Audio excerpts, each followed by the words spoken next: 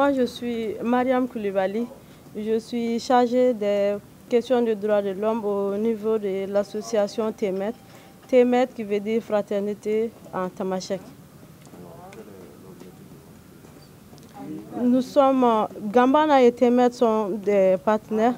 Nous sommes sur cette problématique depuis 2006. Mais ça fait déjà quelques années qu'on travaille avec Gambana. Le cas de notre maman, Diogo Sidibé, paix à son âme, fait partie des camps les plus emblématiques qu'on a déjà documentés.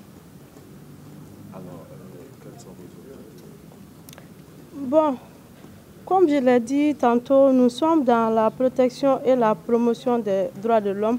Nous pensons que qu'on soit blanc ou noir, on est tous égaux.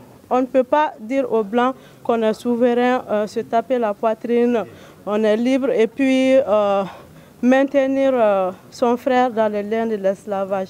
Nous pensons que c'est vraiment une pratique d'un autre âge. Comme Martin Luther King a déjà eu à le dire, si l'esclavage n'est pas mauvais, alors rien n'est mauvais. Alors moi je voudrais savoir, madame, une chose c'est d'arrêter les bourreaux, n'est-ce pas, des victimes de l'esclavage. Mais l'autre chose aussi c'est de faire un jugement à catimini et les libérer. Qu'est-ce que vous pensez de cet état de fait? Bon, comme vous le savez tous, chacun a son rôle à jouer. Nous, notre rôle, c'est de sensibiliser les gens. On fait de notre mieux sur le terrain. Mais ça ne s'arrête pas là. Arrivé à un certain moment, il faut penser à la répression. Et ça, c'est du domaine de l'État. Donc nous encourageons vraiment l'État à suivre de très près ces dossiers-là et puis que le droit soit dit.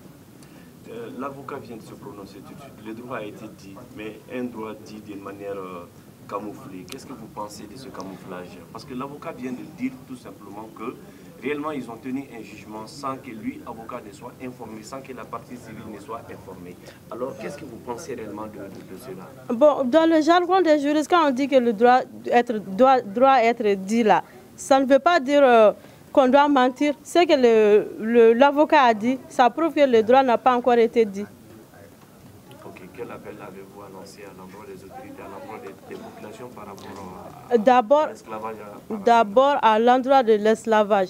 Ceux qui se cachent derrière, d'après eux-mêmes, l'ADA, là, qu'on appelle en français coutume. Moi, je pense que pour parler de l'ADA, il faut parler de l'ADA, là, ça sous-entend qu'il y a consensus déjà. S'il n'y a pas de consensus, c'est-à-dire qu'il y a une partie qui n'est pas d'accord avec ce que vous faites, ça veut dire qu'il y a vraiment lieu de laisser tomber ça pour ne pas perturber la quiétude. Parce qu'on a assez de problèmes comme ça pour ne pas jouer sur ce terrain vraiment glissant.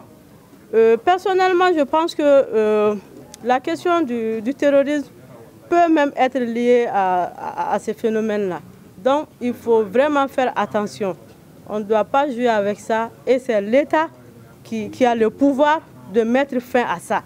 Nous, tout ce qu'on peut faire, c'est de sensibiliser. C'est-à-dire, en tant qu'être humain, tu dois savoir que ce que tu n'aimerais pas subir, tu ne dois pas faire subir ça à ton semblable. Voilà. Moi, en tant que... par exemple, je ne viens pas de Caille, je ne viens pas du Nord. Tout le temps, on me pose la question, pourquoi tu te sens concerné par ce phénomène? Est-ce que ça te concerne vraiment?